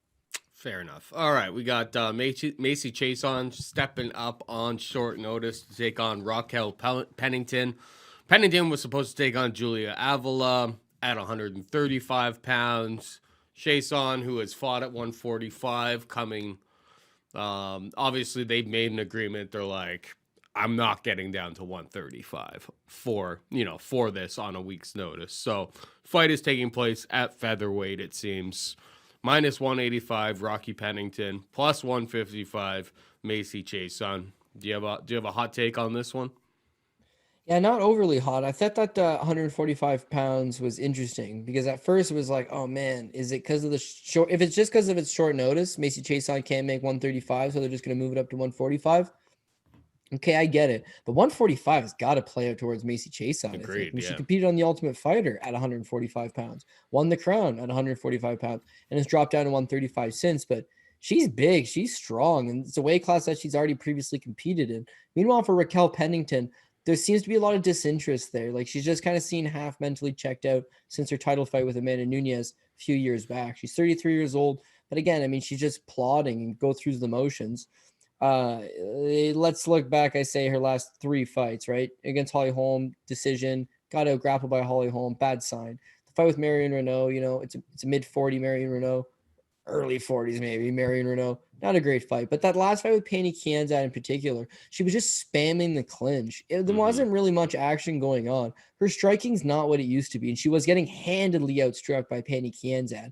So she decided to just spam clinch on her, spam clinch on her, spam clinch on her. And the thing with Macy Chiasson, meanwhile, she's going to be the better striker at distance again. So you're going to have to use the same tactic to spam clinch on her. But her last fight, which happened to be against a mid-40s Marion Renault, she was striking good inside the clinch, separating, landing short shots, landing short elbows, making her work the entire time, stuffing the takedowns, making her work. She is coming in on short notice, but she was supposed to fight Aspen Ladd 2 months ago. Ladd misses weight. The fight gets canceled. They paid her show money. Certainly they would have told her, stay ready. We'll rebook you in the next couple of months. We'll find something for you. So it's not as if she's just been sitting on the couch, gets a phone call, can't make weight. She's been training. It's just, yes, she's not been getting ready to cut the weight, and therefore it's going to be a lot more difficult. But 145 favors her. She's going to have more success striking inside the clinch, I think, than Penny Kianzad. She'll have more success at range. She's the underdog, isn't she? Yeah. I think this is a dog selection here. I think Macy Chiasson is live in this spot, and she could get the job done. So I'll take Macy Chiasson. Yeah, I'm with you as well. I think like 5.5-inch reach. Rocky isn't exactly too big for 135 pounds, let alone 145 pounds. Taking it at 145 really, really factors into Macy Chiason's game. She doesn't have to cut near, like, I mean, she probably wasn't going to make 135 anyway, is really how you have to look at it. So they're probably like, do you want to have a fight this weekend? Do you want to get a paycheck this weekend? Or do you want to take this at 145? Because Macy's not making 135. I think Rocky's going to have to really lean on that wrestling, and I'm not sure she's going to be able to control the much bigger woman on Saturday night. So I'm with you. It's dogger pass for me as well. All right, we got Don'Tale Mayes taking on Josh Parisian, minus 200 for Don'Tale Mayes, plus 170 can be had on Josh Parisian. You got a hot take on this one? But I mean, straight up just looking at this, it's just like, I do not want to bet Don'Tale Mayes against literally anybody. Even if it was like Harry Hunsucker, I would be like nervous about Don'Tale Mayes at minus 200. So, I mean, Parisian, at least he slows down quite a bit, but like the volume at least is pretty high in a lot of his fights. He's able to throw a bunch of, like, both of these guys, if they're fighting a high-paced fight, are going to be, like, by the time we get to, like, the 7.5 minute mark, they're both going to be gassed to bits. It'll be exhausting, and if this fight goes to decision, it'll be ugly down the stretch, don't get me wrong. But that kind of leads me more towards, like, it's a dogger pass situation. I think Parisian has shown a propensity to throw more volume. Don'Tale Mayes isn't exactly a big-time finisher from anything that we've really seen from his UFC run here. Plus 170 on Josh Parisian. Is it pretty? No, it's pretty ugly. But that's the side that would take my money if I had to bet it. What about you? Yeah, listen, dude, middling heavyweight fight. Both guys are super low level. Yeah, anything could happen. I think the people that would favor Don'Tale Mayes would suggest 6'6", 81-inch reach. And he actually does float to the outside pretty good and uses a pretty smart jab. You know, an educated jab keeps the opponent off of him. But if you can break that jab and get up in the clinch, he's not all that good. If you can take him to the ground, oof, really not all that good. And not that Parisian's much of a ground guy himself, but yeah, dude, you just forward pressure the entire time. He just gets absolutely gassed, going for it, gas, but keeps fighting, man. Keeps fighting. If this becomes a dogfight, Parisian all day. If Parisian gets gassed and Mayes is not tired and he just floats to the outside and uses his jab, he's going to eat him up. I think it's just, you maybe just a spam and dogger pass here because live betting would probably be the better scenario. Parisian's going to have a good first round. He's going to come at Don'Tale Mayes. I would probably favor Mayes in the first round, stay to the outside, be the faster guy. Parisian's going to be following around, getting hit. But if Mayes starts to tire a little bit, Parisian probably takes over. When you look at Mayes' couple fights in the UFC, Cyril Gane's throw it out. It's gone. You're going to be a future world champion. Who cares, right? The Nascimento fight, he looked okay early, got taken to the ground, submitted, Brazilian Jiu-Jitsu black belt. It's still low level. But that fight with Roque Martinez his last time out, not great, but his cardio looked pretty all right. Stayed to the outside pretty okay. Not bad. Parisian, meanwhile, his fight with Roque Martinez was just an absolute bog, man. My God, did he win it? Did he not win it? I don't know, man, but it was not pretty. His fight with Parker Porter before that, he lands like 117 significant strikes, but he gets hit 123. Like, it's another war, but he's tired. 5 minutes in, just so tired. I got to go with Mayes. Superior cardio. Cardio wins fights. Look at this past weekend. Like, everyone that lost, they got tired, right? Amanda Nunes, what was her problem? She quit because she got tired. Dustin Poirier, I don't know if he wants to admit it or not, but like those knees to the body in the first round, they rocked his shit. The second round, he didn't look interested. In the third round, he was tired. Like, cardio kills. Derrick Minner started off pretty good against Ryan Hall. He was fighting pretty good. Then James Krause was like, what are you doing, dude? Like, why are you grappling with him? Like, stand up. It's like, no, he's tired. Hate guys that can only fight one round. Hate it. Hate girls that can fight only one round. God damn, Amanda Nunes. In this case, Josh Parisian, he goes to decision, but he's so tired so fast. So I'm going to ever so slightly go Mayes, but because of the price tag, I pass. Now, a lot of books will only offer you 12-fight parlays. This is a 14-fight card. So the two fights that I would look to pass on in this fight would be Mayes versus Parisian. Just don't know.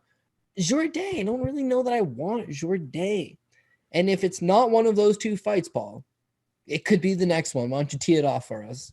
I mean, Jordan Levitt minus 120 taking on Matt Sales plus 100. I think Sales is the play here, 100%. I don't think it's even questionable. Like, Jordan Levitt has shown that his stand-up game is just so many years behind where it should be. If he's not able to secure a takedown, it's bad times for Jordan Levitt. Claudio Puelles was able to exploit that. I had been watching some of his previous fights on the regional scene going like, if this guy, and I even faded him against Matt Wyman. Wow, that was a weird finish. It was a really weird finish. and Matt Wyman had never been submitted. So that was kind of like the mentality there. But it's like, this guy's, the rest of his game, obviously he's got a good grappling game. He's got good submissions, but the wrestling doesn't look great. And his stand-up is absolutely abysmal. So the only problem, though, on top of that, and maybe that's why you're talking about it, I hear that, like, Matt Sales gets up to, like, 215, 220 pounds when he's not fighting, which, I mean, this fight is taking place at lightweight. So that's a lot of weight cutting to be had. I'd be very careful of laying any sort of big type of money on Matt Sales until we see what he looks like at the weigh-ins, because I hear rumors about him getting just enormous. Maybe it's like an eating complex or something like that, but he gets enormous in between fights. But I'm not betting Jordan Levitt. I don't think he really belongs. I think he's a one-trick pony, and we're seeing it more and more in MMA these days. Like, you can't be a one-trick pony and consistently win fights, because everybody else has at least rounded out their game to the point that they'll exploit that aspect of you. I haven't seen anything from Jordan Levitt on the feet to lead me to believe that he's going to hang around this sport for a long time. So it's Sales for me. What about you?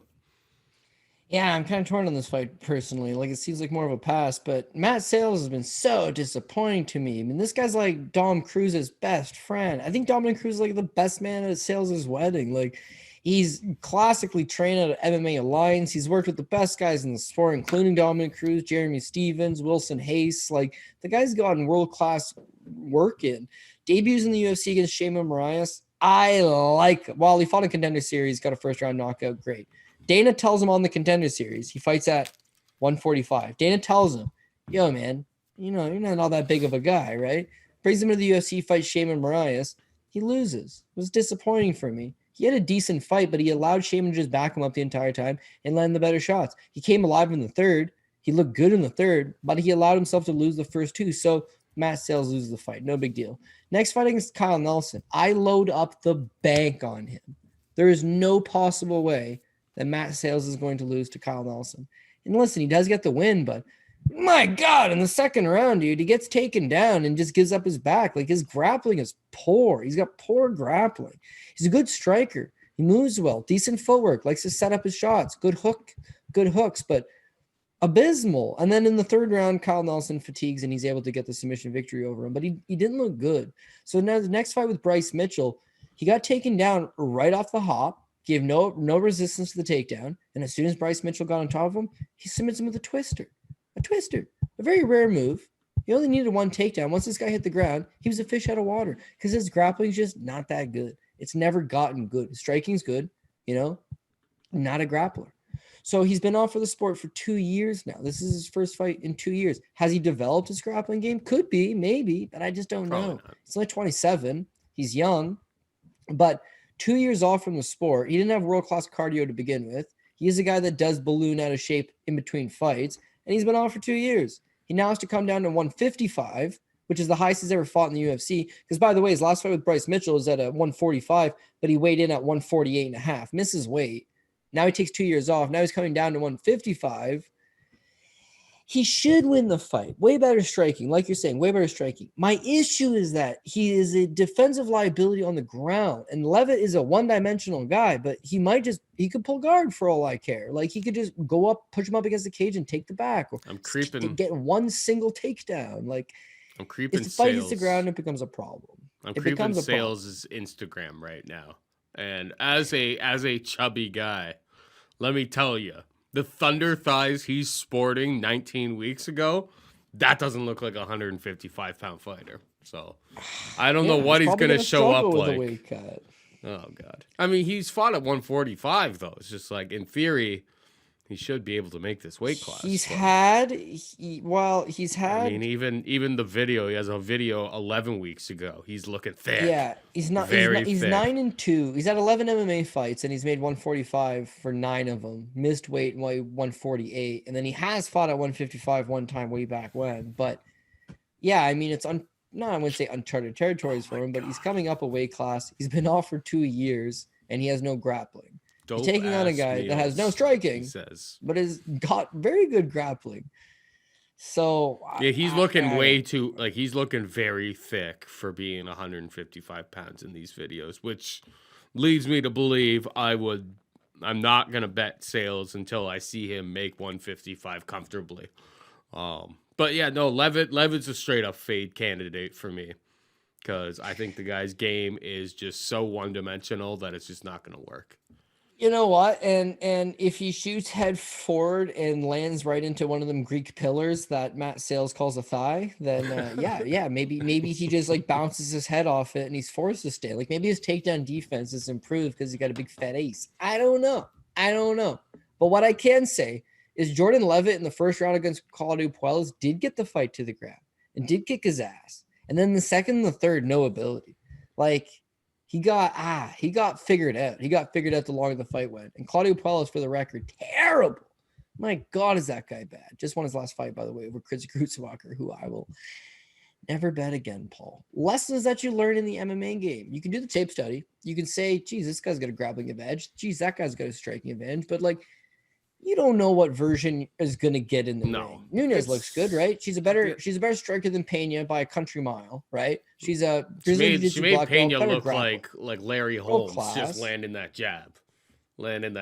My God. Yeah. And honestly, like I didn't even feel like it was a bailout moment. I'm gonna do another shoey for the kids because now we're talking about Nunes again. But the thing about it is like when she got to the court, I thought she looked a little bit tired, but I wasn't. Like I was looking real close, but like, should I eject? Should I eject at this point? And like I thought, hey, we're up around. You've went 5 rounds with Valentina Shevchenko twice. And I didn't even think she looked all that tired. And she seemed very, very relieved to lose the belt, to be perfectly honest. I mean, it was just weird. It was weird. The only saving grace is that I wasn't on Nunes minus 1,000 for any of it. It was inside the distance. And as I said, dude, you didn't bet $330,000 on the money line. So you're good in that regard. But yeah, at least I'm not that. Yeah, no, listen, dude, that was a bad beat. I don't bet other sports, but I one time was like, guys would hit me up and be like, hey man, appreciate the picks. I'm gonna hit you up with this college basketball parlay. And like, it's not uncommon for these minus 3,000s to lose all the time. All the time, man. Minus 1,000 in college basketball don't mean shit. College football is still pretty bad too, man. Yeah, because the star player is probably up like banging his dorm mate. Not even only that, the star player is actually in hindsight grand scheme terrible. Like I remember I watched, must have been a Green Bay game. It was a Green Bay Packers game. Aaron Rodgers gets hurt, and then they were like bringing this back up, and they're like, he's a state of Wyoming legend. He had like every passing record in like Wyoming history. DePaul, he couldn't complete a pass 6 yards away. Like it was embarrassing. He never completed. I might have got one pass. Never completed shit. It was terrible. It was the worst guy I've ever seen. And he was a state of Wyoming legend. It's just a different game, right? At the lower level, it's harder to get like a full read. This is world-class level. She should have gone out there. She should have performed to the best of her abilities. You just don't know. She looked happy to lose the belt. She looked happy to lose the belt. Yeah.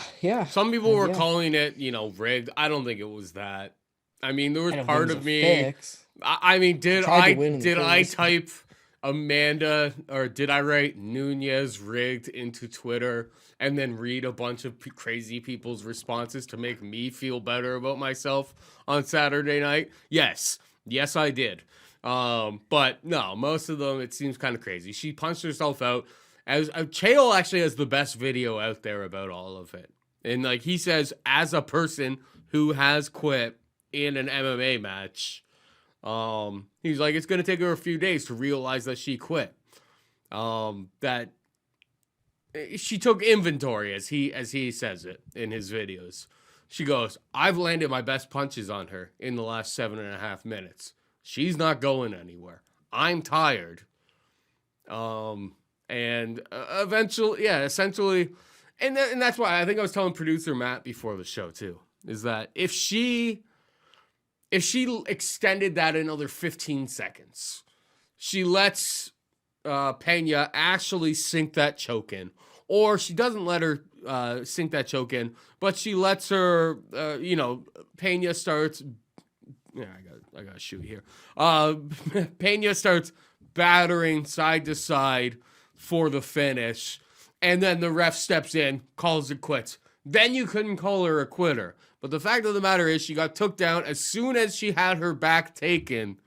The choke wasn't sunk in. And all I really want, choke. All I really want, Cody, is for people to apologize to my guy, Max Roskopf, because I haven't heard the end of it. Oh my God, that guy was a quitter. He took that fight on what, like a week and a half notice.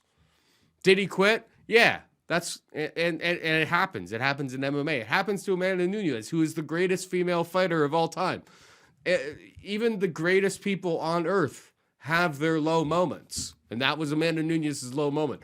But the fact that, like, I mean, I think we're living in a world where it's just like we can't even be honest. It's just like, because she is a female, we're not allowed to say that she quit. Amanda Nunes quit in that spot. If there was another 10, 15 seconds, as I was alluding to, 10, 15 seconds where Pena sinks in that choke closer or is able to land some ground and pound and the ref has to step in, then she wouldn't quit. But the way that it finished, Amanda said, no mas, I'm done. And that doesn't mean that she's already like a 3-1 favorite in the next time out against her.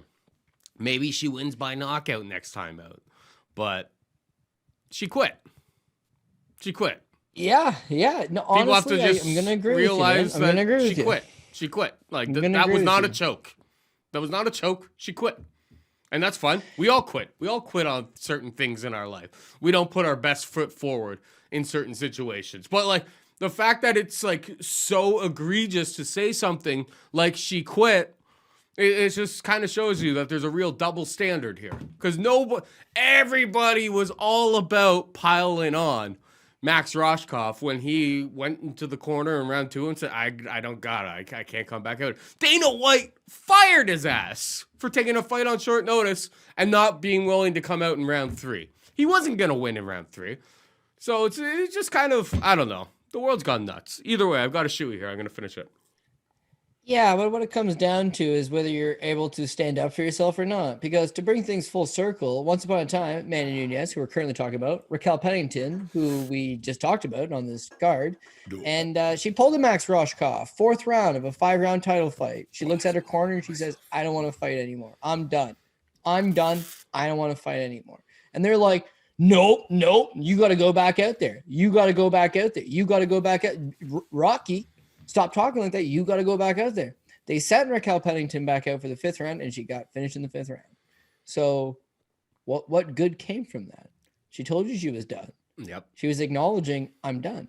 She's waving the flag. Does that mean you're a quitter? No. It means that you quit in the situation, but it's human. It's human. Yes, I quit the situation, right? It doesn't mean I'm not going to come back the next time. It doesn't mean I'm not going to go back to the drawing board. It means I realize if I go back out there, all I'm going to take is more career damage. Max Roskopf's barely taken any punches to the head in his career. If he goes back out for another round with Austin Hubbard, he's going to get his ass kicked for as long as until the ref steps in and takes it. Why bother? To prove you got heart? You're not a quitter because you quit on your stool. You're not a quitter because you don't want to be there anymore. But you ain't fucking Darren Elkins, pal, right? Because that guy is willing to quit. Die. To die. And that's why I want built different. That's why people are built different. I circled Swanson by decision, but I can't do it, man. I can't do it. I'm gonna actually have to watch the. I'm gonna watch the fight, and I'm gonna try to bet it live because I know that Swanson doesn't have cardio issues, but Darren is he's a guy that has made me a bunch of money over the years. He's always in this situation as an underdog, and sometimes you just want to bet on heart. Maybe after what happened with Nunes, I just want someone like Darren to lift me back up. Maybe that's the case. I mean, there's no way for me to make the money back that I lost on the laser-guided heat-seeking missile. It's not going to happen on this card. It's more like I'm going to pick a few spots. I'll post them on Twitter at Paul Shag, and they're going to be small plays. I'm not going to get too aggressive. I'm going to regroup over the month-long holiday that we have and get back to the good times. But yeah, I mean, Darren Elkins is a guy that I really, really deep down inside actually want to bet. And then what was the fun of? Oh yeah, me and you are gonna have a little holiday cheer, a little holiday Christmas time show that is gonna come out where we're gonna do basically it's gonna be like an award show. Me and Cody are gonna yell at each other. Maybe some shoeies will be had. I don't know. Oh, yeah. I think it'll be a good time. I still have to firm up the actual topics that we're going to go through, but me and Cody we're just going to go old school riff-raff with each other. I actually looked at it and we were arguing about who was the breakout fighter of 2021, and I was off the top of my head I was thinking Chimaev, but Chimaev's only fought once in 2021, so it's actually hard for me. No, I was hoping to throw that in your face on the show. I looked it up, and it's just too hard to make that argument, so I can't actually do that. But it may be your boy Chris Curtis. I don't know. Wow. I don't know. But it's obviously I wanted to argue you.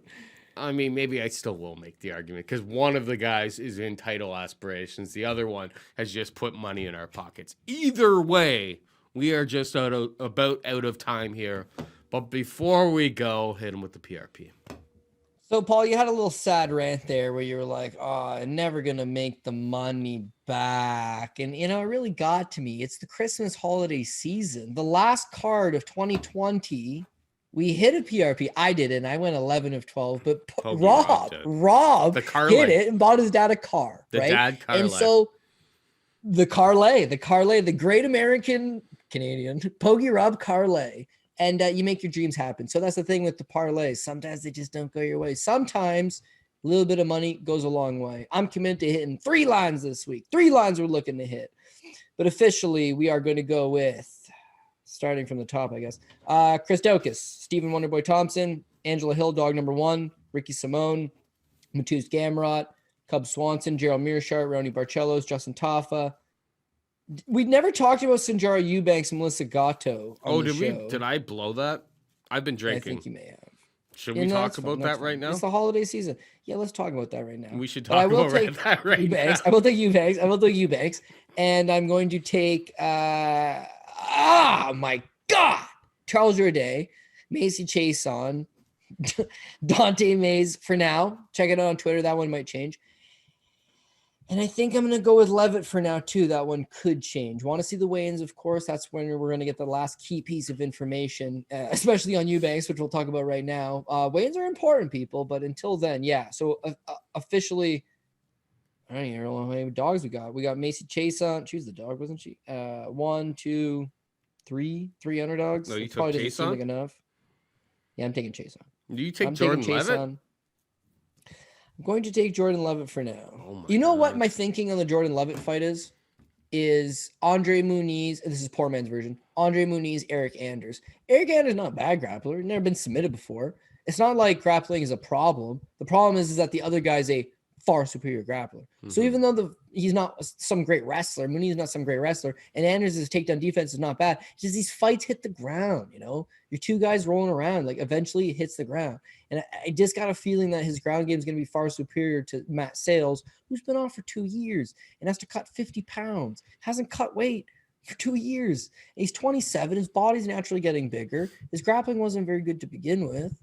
And his camp's kind of a striking camp. Like, I don't know. I mean, they're well-rounded. Don't get me wrong, but I don't know. That's a pass. If your book doesn't take more than 12 fights, you need to pass on 2 of them. I would say that one and Mays bite the bullet on Jourdain, I guess. The last 4 fights are greasy. I like Chase on, actually. I like Chase on. The other one's greasy. Only fight I'm gonna take a shot on when we got off of the program here is I'm gonna take Hill by decision plus 500 because I feel like if she wins, that's how it's gonna be. She probably loses round 1, so it's definitely a fight you want to pay attention to in the live markets. But I'm just not sold on. I mean, the only time we've really seen Lemos really extended in a high pace, high profile fight, she ended up faltering. Now it was at 135 pounds, but I feel like Hill is getting disrespected. Plus 500 Hill by decision is a spot I want to be taking.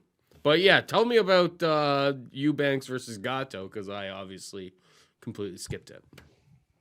Yeah, I feel like Eubanks is the rightful favorite. She's got the BJJ acumen. She's big, she's strong, she's physical, and she actually looked pretty good her last time out. Went out there, got a big dub over Elise Reed, but again, limited level competition. But when the fight hit the ground, you seem pretty advanced. Her wrestling's not bad for this weight class and this division in particular, not necessarily this weight class, but this particular division. Wrestling's pretty solid, grappling's pretty solid. She just needs to end up on top position.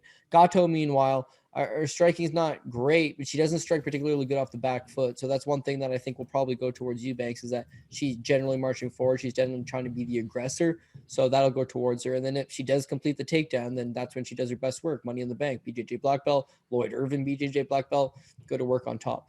The one thing that would worry me is, again, women's MMA. We talked about this earlier, just kind of the unexpected. And I don't love betting on fighters with bad cardio who have bad weight cuts. Eubanks doesn't cut particularly well. She's not young by any means, and she's got lackluster cardio.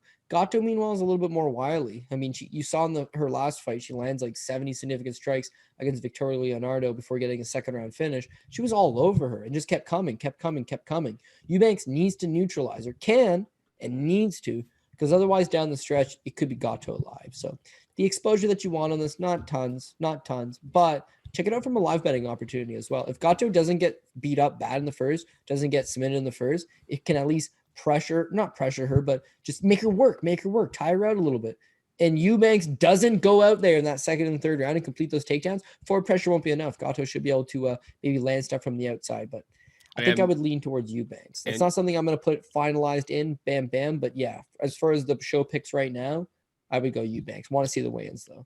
And 100%. That's what I was going to say, is that Eubanks, 125 pounds, you definitely have to focus on the weigh-ins, because she has shown time and time again that weigh-ins can get real dicey, and when they do, she has bad performances. So definitely pay attention to that. All right, that is it for us. Yeah. No. Okay, go ahead. Yep. What were you gonna say? I'm just gonna say it's a 14 fight card. So just to make things, like small, like Cole's notes, Spark notes, whatever you want to call it. Sure. What I do like: Chris Daukaus, Stephen Thompson, Ricky Simone, Jared Meerschaert, Raoni Barcelos, Justin Tafa, best underdog, Macy Chiasson. The rest of it, Chiasson, best underdog. Hell knows. Yeah, and you might go Elkins best underdog, but looking at the slate, do you see an underdog you like better? Hill could be best underdog. Ferreira could be live. Hill could just get. I'm going Gamrot. Could just get dominant. I think Lemos is really good. I think the number's just wide. Yeah, fair. Like, it would make more sense if it was like minus 200 plus 170. Like, that's kind of what I was expecting. Well, that's why I didn't put Lemos on this little confident thing I just mentioned, because even though she's a big favorite, just the confidence not quite there. And then flip side to that, I like Gamrot. I see too much live potential from Diego Ferreira that I wouldn't put Gamrot. He might be like the 6th or 7th most confident play. Should get the job done. But just like any other sport should and do, just way different things. Yeah. This team should win. They got better offense. They got better defense. They got better special teams. They got a better kicker. They got a better quarterback. And it's like they just don't show up. Like, it is what it is. The wind is 2 miles an hour faster to the right, and it just throws them off. I don't know what happens. We're coming off of Juliana Pena looking like Larry Holmes, right. Just landing jabs at will against what was labeled as the female GOAT. I'm gonna put you on the spot right now. I've got beer all over my shirt because biggest of that exact situation. Like, here we are. Biggest upset of all time, MMA in UFC. Don't I worry think about I the still rest of it. think it's GSP versus Sarah. I know by the That's fair. numbers. So do I. I know by the numbers it was Rousey versus Holm, but Holm. I mean hindsight is always 20/20. And obviously a lot of people thought that Ronda Rousey was going to get the job done and she was going to do exactly what she did to every single person. That she was going to be able to flip them over her hip, grab the arm bar, and then she would be. But like Holly Holm went on to, like Holly Holm already had massive credentials going into that fight and proved afterwards that she is an elite competitor, obviously. I think GSP versus Sarah because GSP is one of the GOATs of all time. And Sarah was, he won the Ultimate Fighter. He was never championship caliber. He just caught him on that night. And I kind of feel similarly of Nunes versus Pena is on that level with, but just a little bit below. Because like GSP, Sarah, one guy had an illustrious career, and when he came back and beat Michael Bisping, it's just like he's obviously one of the greatest fighters we've ever seen.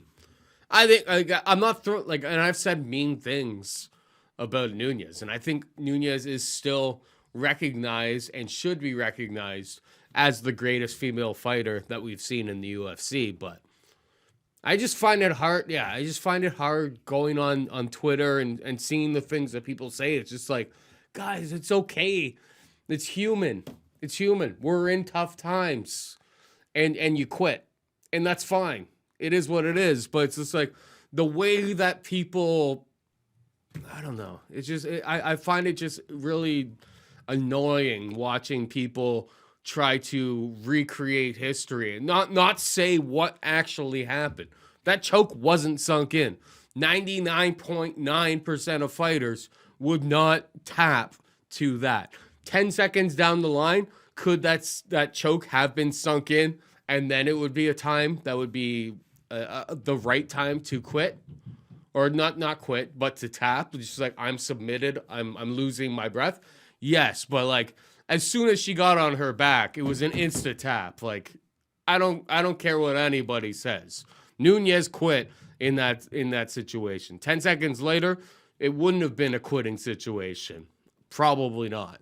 But she didn't even let herself get to that moment, which I see her as like minus 330 as a favorite in the rematch. And frankly, I learned my lesson. I know it's a much better number than that was offered before, and she could knock out Pena in the first round. Maybe she takes it really, really seriously, or maybe she just lands the right strike, but she quit, and I'm not going to bet on her as a favorite in that type of situation ever again. I can't. You want to know a good one? So, did you watch that Charles Oliveira feature? But he does that horse race. Yeah, Charles Oliveira was a guy that people used to call a quitter. My God, but I you mean, can't call that. And we talked about that last week. It was that, like, thank God we were on it for once. Mindset has changed. Well, after the Chandler fight, it's just like he had so many opportunities to quit, and he did not. And we saw it again against Dustin Poirier. Poirier rocked him. He had him, in bad situation. And when Charles gets rocked, he kind of just goes to the ground and he's kind of fishing around like this. And that guy has no quit in him. Good for him. It's a great story, and he seems like an absolutely great guy. That he grew up in a tough part of Brazil, and life hasn't always been so easy for him. And my God, talk about a redemption tour. He's always been super talented. Everyone always saw that he was super talented, but like the Max Holloway fight, people started to question his heart. You cannot question Charles Oliveira's heart whatsoever anymore. That guy is a stud. No, exactly. And the flip side to that, Dustin Poirier's got heart for days, but did it not seem like he kind of quit a little bit? Did it not seem like after the first round he got tired? And then in the second round, he refused to do anything. He just lied on his back and closed guard. And then in the third round, he gave up the takedown and just, here's my back, here's the choke, time to get out of here. But he's a warrior. He's a warrior. It just, yeah, it's human nature, man. It happens to people for sure. But where I was going at it was that feature, Charles Oliveira's driving the horse. He beats that guy at Yonkers in New York, is Tim Tetrick. So that Tim Tetrick guy called me before the fight. He's like, I'm flying down to Las Vegas. I'm coming to see Charles. I want to bet on the fights. Got some buddies with me. I'm only going to go for the last couple fights of the night. What do I want to bet? What do I want to bet? I says, you want to bet the co-main event, the women's fight, to go over 1.5 rounds, and you want Charles Oliveira, or if you guys want to have some fun, Charles Oliveira by submission. He says, I got a friend who tells me to bet Juliana Pena, knows her personally, and says that she told him, and I quote, I'm fucking crazy. I go 5 rounds. No, I won't quit. I'll go 5 rounds. I says, what? He says, yeah, that's what she said. I'm fucking crazy. I can go 5 rounds. So I'm like, oh man, well, I like the over 1.5. Well, maybe, I don't know, if you want, you can bet the fight to go over 2.5, 3.5. Like, if you think she can go 5 rounds, maybe she's indicating she's going to take a beating for 25 minutes. He's like, well, I was thinking about betting straight out. I was like, Tim, don't do it. I'm the idiot, right? Because she was right. She went in with the mentality. There were some smart people out there. She went in with the mentality. Yeah, for sure. For sure. Clint hit it live after the first round, right? At like 11 to 1. He told people to do it, and that was pretty smart. That's huge. That Magic Mike guy, he hit it pre-bet. Like, yeah, it wasn't like it was the most. Robin Black was the only guy I know that had Holly Holm over Ronda Rousey. On Twitter, he hit it like plus 650 pre-fight. I saw it around here. People had bet it. It's not like the most ludicrous thing. No. Like I said, I think we want to fade Amanda Nunes, but we want to get Valentina Shevchenko in there. We want to get a world-class operator. We want to get someone that was going to be able to do something different. I just didn't think Payne was that person. It. Obviously, I got railroaded. And that's why I'm drunk at the end of this episode in a room just filled with, or it just reeks of beer in here because of me. Like here I am crawling to the finish line of 2021 because Amanda Nunes just did not show up the way I thought she would. But yeah, at least I wasn't on the money line because she was not winning that fight by decision. So it is what it is. Minus 300. You know what? Seems the Christmas gods. The Christmas gods are going to give us one more nice way to exit 2022. And the only thing that could be possibly better is if for whatever reason, please God, if Meerschaert or Dustin Stoltzfus is to fall off and Action Man is to come back in, and we can get one more Action Man pick in, that's the only thing better. Of course, he's ready because he's probably 185 pounds right now. He'd be a 3-1 favorite over both of them, so it's not going to do us no good. All we got to do is pull up our big boy pants, Paul, and he could be your top ticket. He'd KO both these guys. Yeah, fair enough. Let's do one more good one. We do have that special holiday episode coming. That one will be really fun because it's not going to be on TV, so there'll be a lot more cussing and a lot more beer guzzling. But hopefully good times because we made a bunch of money to end the year off. Because sad times beer drinking, not as good. Anyways, that's all for me, my friend. Oh yeah, no, I just drank. I drank to cope today. It got me through this episode. Here I am. And you know what? It worked out pretty well. I've got a smile on my face. I didn't have a smile on my face to start this episode, but I do now. But that is it for us this week. Hope you enjoyed the show. For Cody Saftic, I'm Paul Shaughnessy, saying goodbye and good luck.